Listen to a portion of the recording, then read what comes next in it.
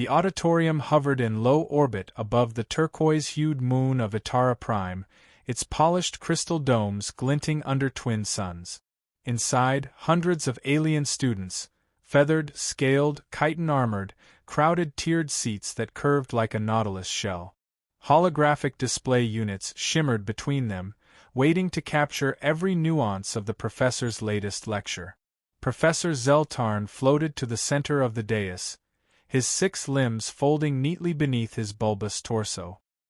His cranial crest pulsed violet, an alien gesture of smug confidence.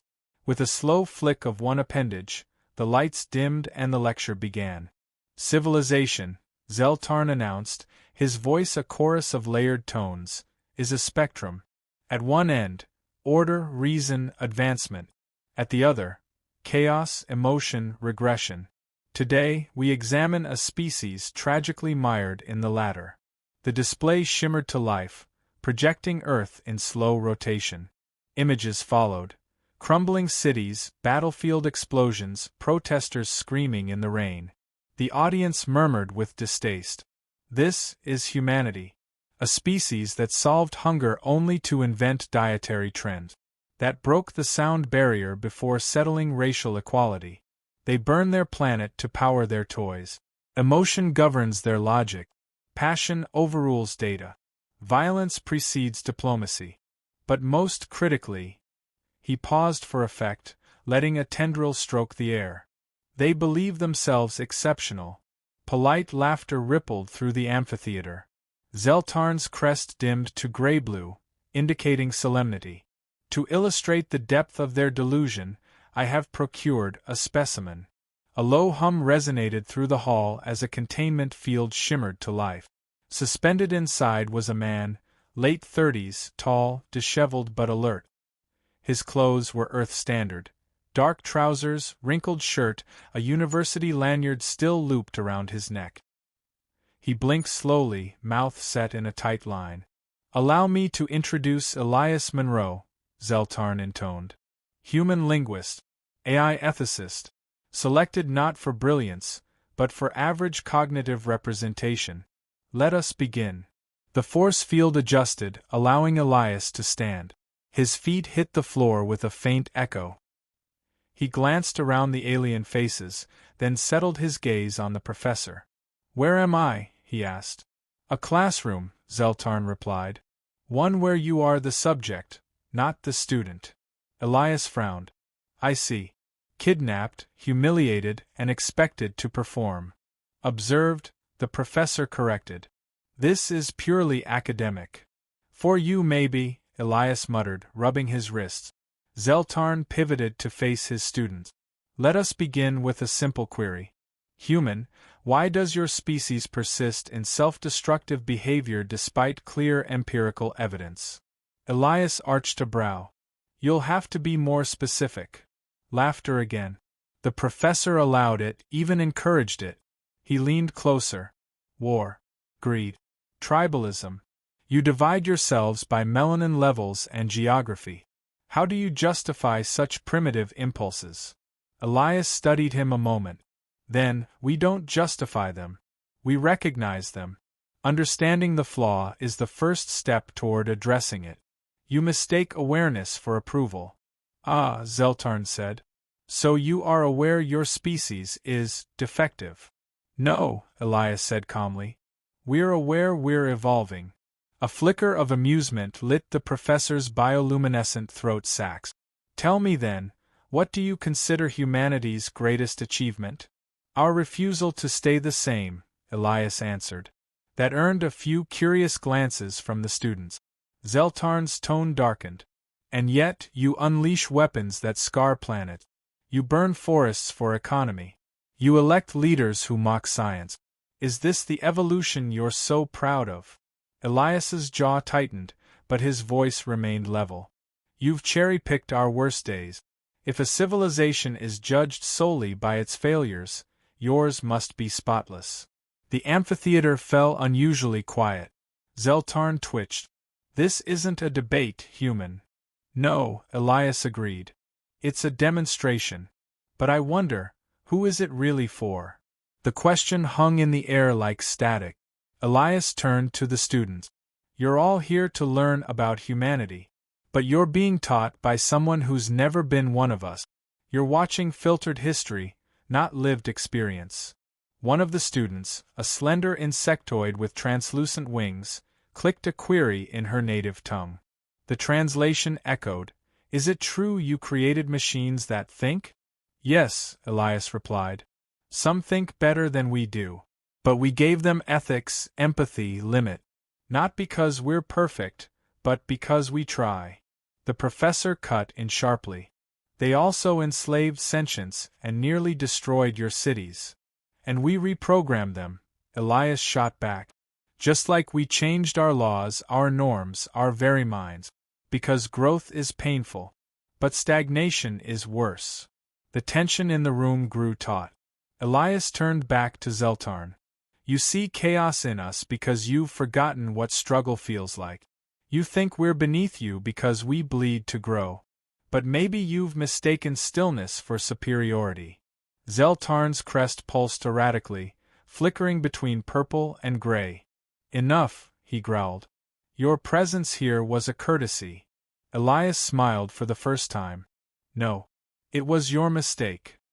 He stepped closer to the edge of the platform, surveying the crowd. "You invited me to be a lesson. So listen carefully. You picked the wrong human to lecture. But perhaps the right one to learn something from." Silence followed, heavy, charged. In the audience, a few students leaned forward, antennae or eye stalks trembling with interest. Elias crossed his arms. "So, Professor, class, shall we continue?" Zeltarn's voice cut through the silence, taut with authority.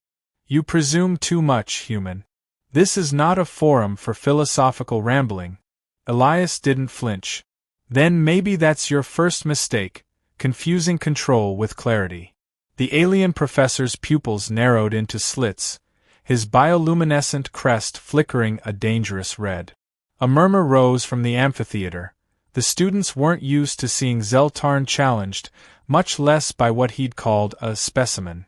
One of the younger students, a gelatinous being named Vurak, raised a tentacle. "If I may, I would like to hear him speak further." Several others nodded or blinked in alien gestures of agreement. Zeltarn hesitated, then issued a terse wave of consent. "Very well. But do not mistake curiosity for credibility, human." Elias stepped toward the center of the platform, no longer confined by the containment field. The alien machinery had detected no immediate threat in him, and that, he thought, was a beautiful oversight. His greatest weapon wasn't a blade, but an idea. You look at us and see contradictions. Violence and compassion. Logic and faith. You think that makes us broken.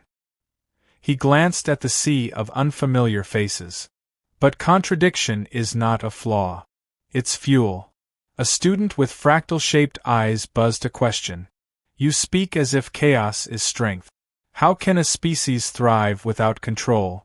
Elias turned toward the speaker. Because chaos forces growth. Our history is written in failure, wars, disasters, plagues. But every time we crawled forward, we adapted. We changed our systems, rewrote our values. You call that instability. I call it evolution. Zeltarn interjected, venom dripping from every syllable. And yet your kind remains volatile, dangerous, unpredictable. You fear what you do not understand. You destroy what you cannot control. So do you, Elias said quietly. Except you've just learned how to hide it behind protocol and policy. Several students shifted, a few exchanging glances. Elias saw it, the flicker of doubt. He pressed forward. Your civilization has stood still for millennia. Advanced in technology, sure, but in thought? In soul? When was the last time you questioned your own perfection? When did you last risk failure to try something new? The amphitheater held its breath. Elias tapped the side of his head. We invented machines that could surpass us, not because it was safe, but because it was necessary. We created art that defied logic because emotion demands expression. We fractured into 1,000 ideologies because truth isn't owned, it's pursued. A student to his right blinked with 2 sets of eyelid. You wage war even now, do you not? Elias nodded. Yes. And we protest those wars. We refuse. We disobey. Not always fast enough, not always loud enough, but we try. And trying is what makes us human. Zeltarn's voice lowered to a dangerous hum. You speak as if failure is nobility. That's romantic delusion, not civilization. No, Elias said, stepping toward him. It's awareness. You see a species in conflict and assume it's broken. But we see conflict as process. Your culture fears entropy. Ours learns from it. For a moment, the alien professor had no reply. His throat sacs fluttered in a confused pattern, somewhere between aggression and disbelief. Elias continued, slower now, his tone dipping into something more personal. My father grew up under oppression. He watched men with power crush those without it. But he also taught me music, how to hear beauty in silence. My mother argued with politicians, but she cried when our dog died. My people, we're not neat. We're not tidy. But we feel deeply. We love recklessly. We imagine impossibly. And sometimes, just sometimes, that's enough to change everything.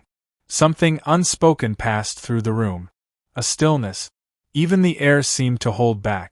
Zeltarn tried to reassert control. And yet you destroy your environment. You poison your oceans. You consume beyond reason. Elias didn't deny it. Yes. But we also create medicine from jungle mold. We turn sunlight into electricity. We send voices across the stars hoping someone, anyone, is listening. He looked at the students. We're not perfect. But neither are you. You've just buried your flaws under etiquette. We wear ours on our sleeves, in protest signs, in emergency broadcasts, in poetry. And that's why we change. One of the winged creatures stood. What would you say to those among us who believe your species is a threat? Elias held her gaze. I'd say they're right to be cautious. But not because we're dangerous. Because we're transformative. You can't study humanity and remain unchanged. That's what makes us dangerous to stagnation, not to peace. Zeltarn hissed, stepping forward. You are a manipulator. A rhetorician. Your words are poison wrapped in art. Elias met his gaze without flinching. Or maybe you're just choking on a truth you weren't ready to hear. A low tone sounded. The class period was over. Students slowly began rising, but few moved to leave. Their eyes, if they had them, remained fixed on the human standing center stage. Zeltarn turned to the council members seated in shadow above the dome. Enough of this farce. End the transmission. Remove him. Before the order could be confirmed, a new voice echoed from the intercom. Calm. Measured. Council override denied. Subject Elias Monroe is granted continued floor privileges. Zeltarn froze. Several counselors leaned forward. Elias didn't smile, but there was triumph in the way he held himself. Looks like the lesson isn't over yet, he said softly. Then, eyes on the audience, he added. You invited a specimen. You got a mirror instead. Now, what else would you like to learn?